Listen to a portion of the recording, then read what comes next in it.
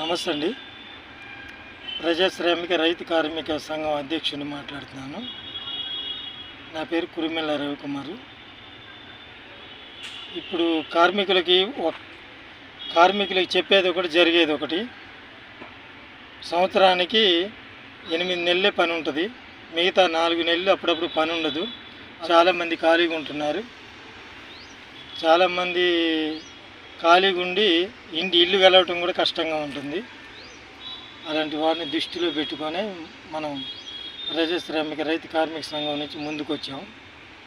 అవసరమైతే ప్రజాశ్రామిక రైతు కార్మిక సంఘం ద్వారా ప్రజలకి సరైన న్యాయం జరిగేదాకా ప్రభుత్వ దృష్టికి తీసుకెళ్లేటట్టుగా కృషి చేస్తాం. గవర్నమెంట్ మంచిగానే ఉంది, పనులు చేస్తుందని నమ్మకంతో మేము కూడా గవర్నమెంట్ దృష్టికి తీసుకెళ్దామని నిర్ణయం తీసుకున్నాం. ముఖ్యంగా ఏంటంటే, ఇప్పుడు పలానా చోట పని ఉందని వెళ్ళేటప్పటికి అక్కడ చూసేసరికి పని ఉండదు. ఆ రోజు పొద్దున్న 6 గంటలకు తయారైపోయి అడ్డాకు వచ్చి నిలబడితే 9 దాకా పని దొరకదు. ఇంటికాడ భార్య పిల్లలు, ఇవాళ మా నాన్న వెళ్ళాడు, ఎంతో కొంత తీసుకొస్తాడు, మన కుటుంబం పోషణకి డబ్బులు ఉన్నాయి అని వాళ్ళు ఆశపడి ఉంటారు. మనం ఏం తీసుకొని వెళ్ళకుండా పని లేదని ఇంటికి వెళ్ళేటానికి వారు నిరాశ చెందుతున్నారు.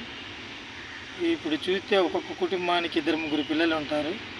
ఆ పిల్లల్ని సాదుకోవటం ఇవన్నీ చేయటం అంటే చాలా కష్టమైన పనులు ఈ రోజుల్లో. ఈ హోటళ్ళ పని కానీ, కూలి పని కానీ, రోడ్ల పనులు కానీ, ఏ పనులు చేసినా కానీ అన్ని పనుల్లో సమస్యలు ఉన్నాయి. ఈ ప్రజాశ్రామిక రైతు కార్మిక సంఘం ద్వారా వాళ్ళ సమస్యలు పరిష్కరించడానికి కృషి చేస్తాము. ఎవరిని అవమానించడానికి కాదు. ఇది ప్రభుత్వం పనులు మంచిగా ఉన్నాయి, ప్రభుత్వం మంచి నిర్ణయాలే తీసుకొని మంచి పనులు చేస్తుంది. మన ప్రభుత్వ దృష్టికి తీసుకెళ్ళి మనం చేసుకోవాలి. ఇది కార్మిక సంఘం అంతా మనమంతా ఒక కుటుంబం లాగా మనందరం కలిసిమెలిసి ముందుకెళ్ళి మన సమస్యలు మనమే, మన కుటుంబం సమస్యలు, ఇప్పుడు మనకు ఇల్లు అని ఉంటుంది, అందులో ఇంటికి పెద్దవాడే ఇంటి సమస్యలన్నీ తీర్చుకోవాలి. అలాగే ఈ కార్మిక సంఘం ద్వారా కూడా మనందరికీ బాధ్యత ఉంది. మనందరం ఇందులో కార్మిక సంఘంలో అందరం కూడా చేయి కలుపుకొని ముందుకెళ్తూ మన సమస్యలు మనమే పరిష్కరించుకోవాలి. ఇప్పుడు ఎక్కడో ఒక పని చేస్తుంటే యజమాని సడన్ వెళ్ళగొడితే ఆ పని దొరక్క ఇంటికి వచ్చేవారికి నిరాశ చెందుతాడు. కొంతమంది అప్పుల బాధలతో, కార్మికులు సరైన ఉపాధి లేక అప్పుల బాధలతో ఆత్మహత్యలు చేసుకుంటున్నారు.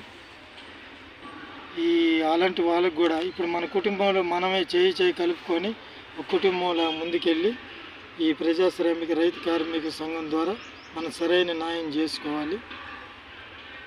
జై హింద్, జై కిసాన్, జై రైతు కార్మిక సంఘం.